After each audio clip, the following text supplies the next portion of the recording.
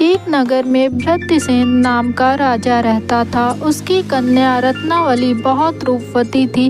उसे हर समय यह डर रहता था कि कोई राक्षस उसका अपहरण न कर ले। उसके महल के चारों ओर पहरा रहता था, फिर भी वह सदा डर से कांपती रहती थी। रात के समय उसका डर और भी बढ़ जाता था। एक रात एक राक्षस पहरेदारों की नज़र से बचकर रत्नावली के घर में घुस गया। घर के एक अंधेरे कोने में जाकर छिपा हुआ था तो उसने सुना कि रत्नावली अपनी सहेली से बातें कर रही थी। राक्षस ने बातें सुनी।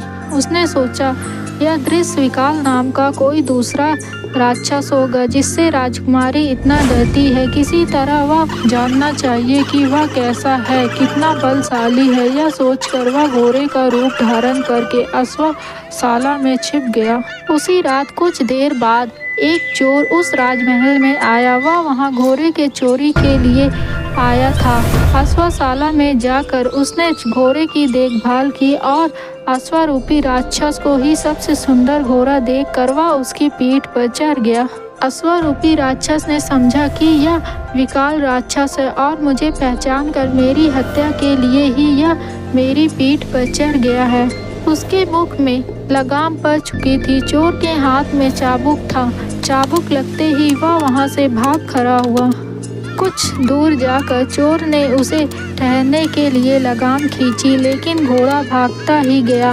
तब चोर के मन में शंका हुई, यह घोड़ा नहीं बल्कि घोड़े की सूरत में कोई राक्षस है जो मुझे मारना चाहता है। किसी ऊबड़ खाबड़ जगह ले जाकर यह मुझे पटक देगा, मेरी हड्डी पसली टूट जाएगी। यह सोच ही रहा था कि सामने वट वृक्ष की एक शाखा आई। घोड़े उसके नीचे से गुजर गया। चोर ने घोड़े से बचने का उपाय देखकर शाखा को दोनों हाथों से पकड़ लिया।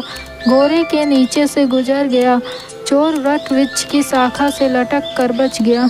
उसी वृक्ष पर अश्वारूपी राक्षस का एक मित्र बंदर रहता था। उसने डर से भागते हुए अश्वारूपी राक्षस को बुलाकर कहा, मित्र, डरते क्यों हो? यह कोई राक्षस नहीं बल्कि मामूली मनुष्य है। तुम चाहो तो इसे एक क्षण में खाकर हजम कर लो। चोर को बंदर पर बड़ा क्रोध आ रहा था। बंदर उसके दूर ऊंची शाखा पर बैठा हुआ था, किंतु उसकी लंबी पूंछ चोर के मुख के सामने ही लटक रही थी।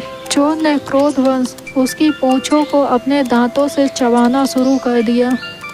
बंदर को पीड़ा तो बहुत हुई, लेकिन मित्र राक्षस के सामने चोर की शक्ति को कम बताने के लिए वह वहां पर बैठा ही रहा। फिर भी उसके चेहरे पर पीड़ा की छाया साफ नजर आ रही थी। उसे देखकर राक्षस ने कहा, दोस्त, चाहे तुम कुछ भी कहो, लेकिन तुम्हारा चेहरा साफ कह रहा है कि तुम विकाल राक्षस के पंजे में आ गए हो। यह कहकर वह वहां से भाग गया।